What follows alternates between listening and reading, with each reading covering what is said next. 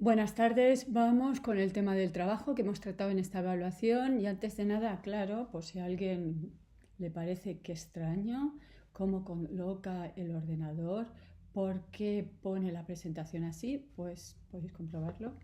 Si lo pongo así, cada vez se ve peor. Es una cuestión de los brillos. Lo siento, tiene que estar en esta dirección, es lo mejor.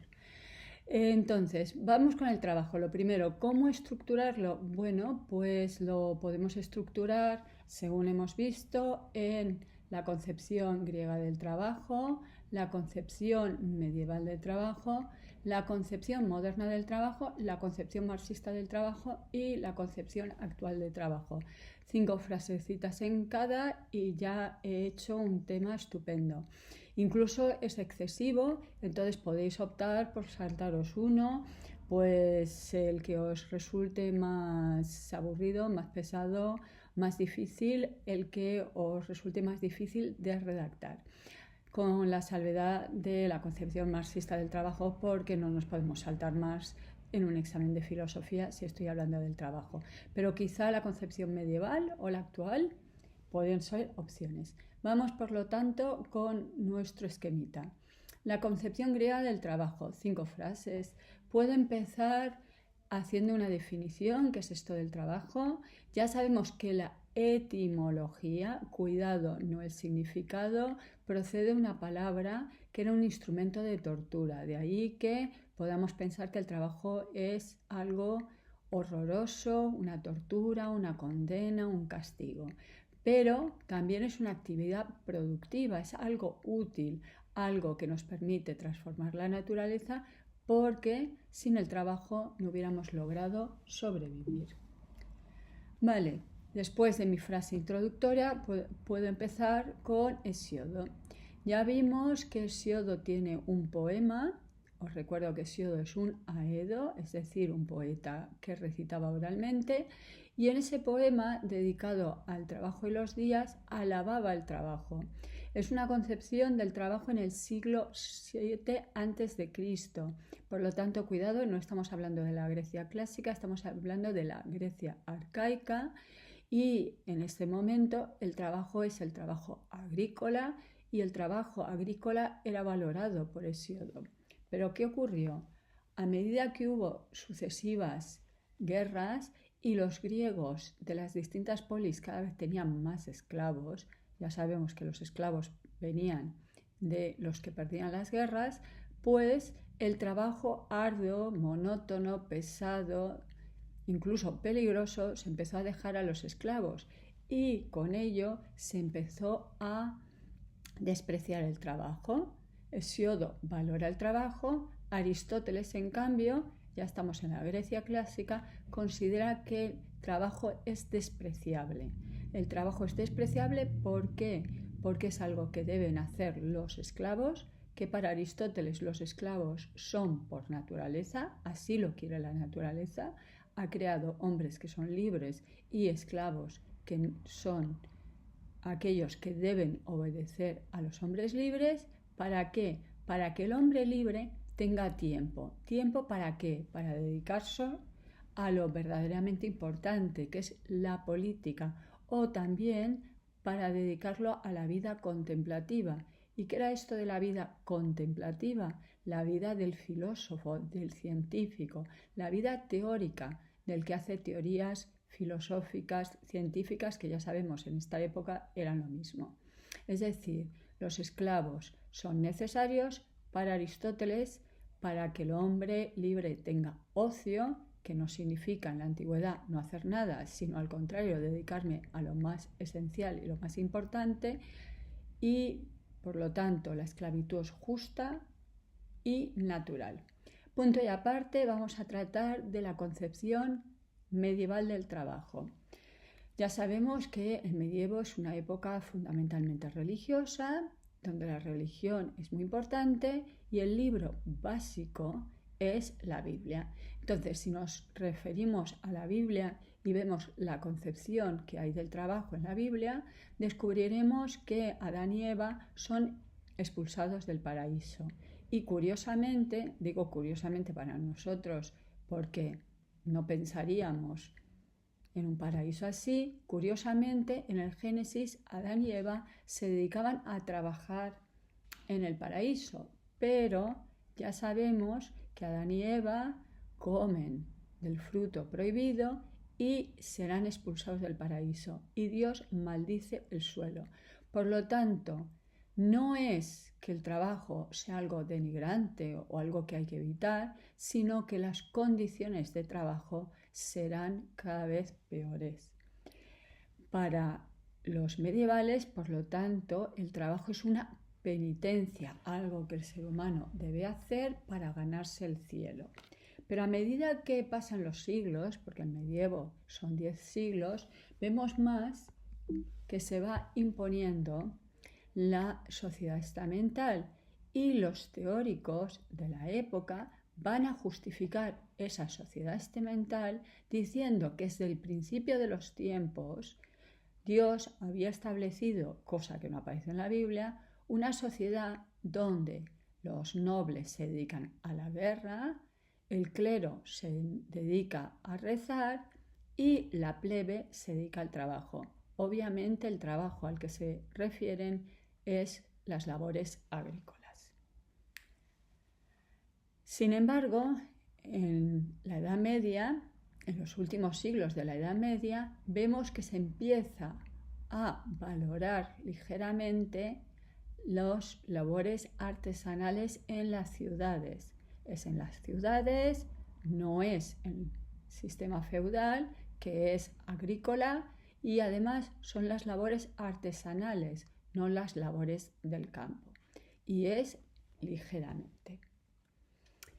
Punto y aparte, cambio de época, cambio de tema. Vamos a hablar de la concepción moderna del trabajo. Los modernos, aunque nos pueda parecer raro, siguen siendo fundamentalmente religiosos y se van a basar también en la Biblia, pero van a hacer una nueva interpretación. Recogerán de la Biblia aquel pasaje en el cual se dice que Dios manda al hombre reproducirse y dominar la naturaleza. Se van a quedar con el dominio de la naturaleza y van a considerar que justamente el trabajo es lo que permite al ser humano ese dominio de la naturaleza.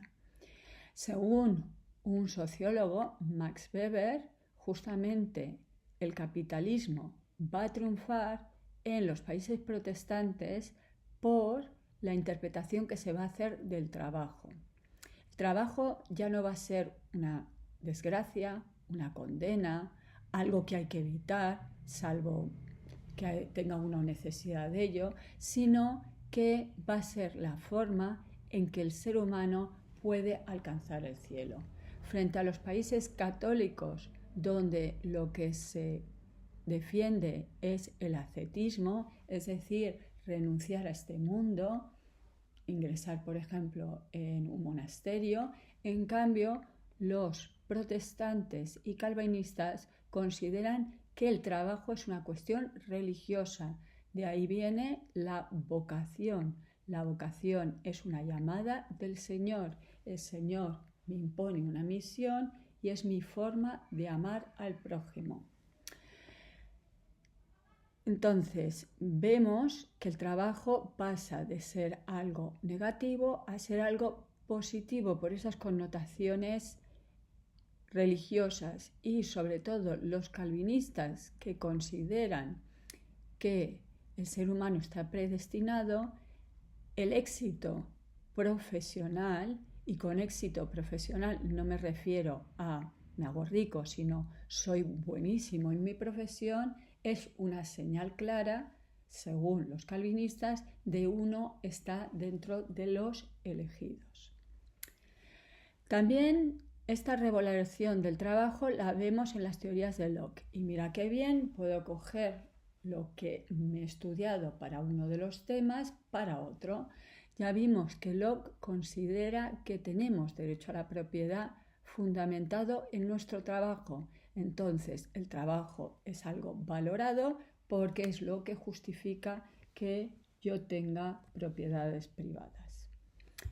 Y por último, podemos mencionar a Adam Smith.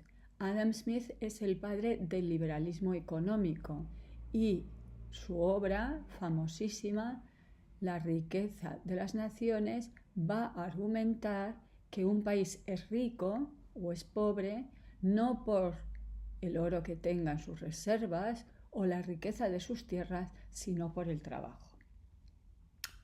Punto y aparte, vamos a hablar de nuestro autor. A ver, por eso decía que a Marx no nos lo podemos saltar si hablamos del trabajo. Marx, junto con Hegel, ya vimos que es un autor que va a reflexionar acerca del trabajo y va a reflexionar acerca del trabajo en la sociedad capitalista.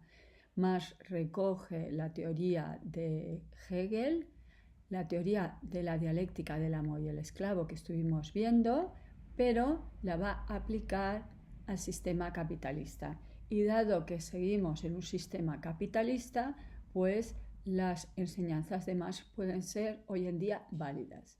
Bien, lo primero que hace Marx es criticar la economía liberal que imperaba en su época. Según él, los liberales conciben el trabajo como una mercancía, se vende y se compra, sigue leyes de oferta y demanda. Bien, pero eso quiere decir que no tiene en cuenta al trabajador, porque el trabajador es un objeto más que se compra y se vende. En cambio, para Marx, el trabajo es lo fundamental, ¿de acuerdo? Vemos también un cambio. Antes era una condena, era una tortura, algo que había que evitar si uno se lo podía permitir, y ahora en cambio vemos que para los marxistas el trabajo es lo que caracteriza al ser humano. ¿Por qué? Porque gracias al trabajo el ser humano transforma la naturaleza y se transforma a sí mismo, se hace a sí mismo. Pero ¿cuál es el problema? El problema no es el trabajo para Marx, el problema es el sistema capitalista que hace que el trabajo sea alienante. Ya os dije que pensar en los trucos no se ponen en los exámenes, alien el otro.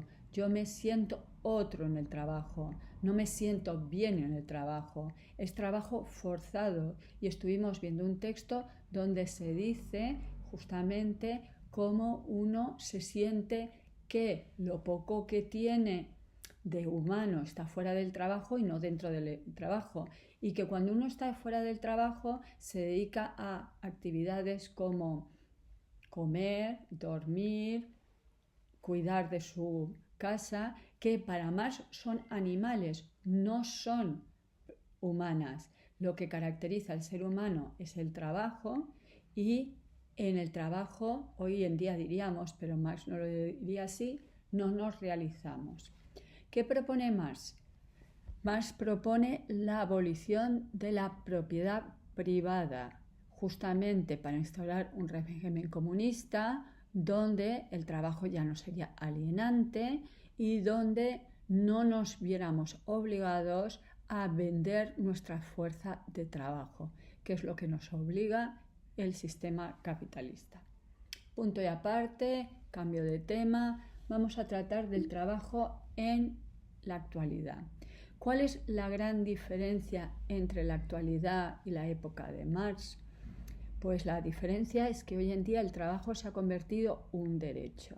Desde 1919, con la Constitución de Weimar, se considera que el trabajo es un derecho. ¿Y qué permite esto? Esto permite que cuando una persona no tiene acceso al trabajo, consideramos que es justo que el Estado le dé un subsidio. Durante siglos, si la gente no trabajaba, tenía que pedir caridad y podía recibirla o no. Entonces, hoy en día, en cambio, consideramos que aquel que está buscando trabajo y no puede acceder debería tener un subsidio.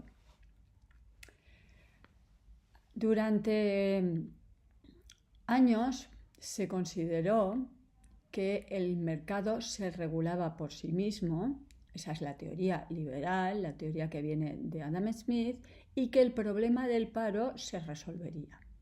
El problema del paro que hace que el Estado tenga que dar un subsidio a todos esos miles y millones de desempleados, sobre todo en España.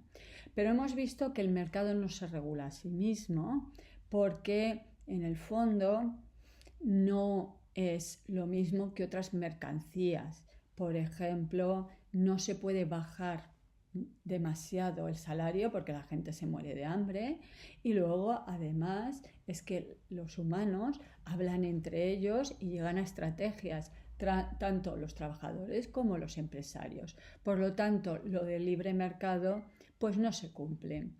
¿Cuáles han sido los intentos? Bien, en el vídeo yo os expliqué 3 distintos momentos en la historia donde se ha resuelto el problema del paro. Como no vamos a comentarlos todos, vamos a quedarnos con uno, con Keynes. Keynes opinaba que debía ser el Estado el que invirtiera para que así, haciendo grandes obras, por ejemplo, la gente tuviera un trabajo y al tener un trabajo, pues su condición mejoraría y consumirían más, y al final es una forma de reflotar la economía. Esta teoría ha funcionado durante bastantes años, sobre todo en los países nórdicos, por ejemplo, los países escandinavos, que han tenido durante años una socialdemocracia, pero en la actualidad es complicado. ¿Y por qué es complicado? Porque al financiar a los trabajadores, por ejemplo, contratándolos para hacer obras, no nos aseguramos que vayan a mejorar la economía del país. A lo mejor acaban comprando productos que vienen del extranjero, con lo cual no revierte en la propia nación. Y por último, podemos acabar diciendo que quizá el alto paro que tenemos, sobre todo en España, no sea para algunos algo tan negativo. ¿Por qué? Porque está comprobado que en países y en momentos en que hay un alto desempleo, los trabajadores son muy disciplinados. Tan preocupados están con perder su trabajo que no piden otras reivindicaciones como puede ser un aumento del salario o una mejora de sus condiciones laborales. ¿Vale? Entonces lo dejamos aquí. Hasta luego.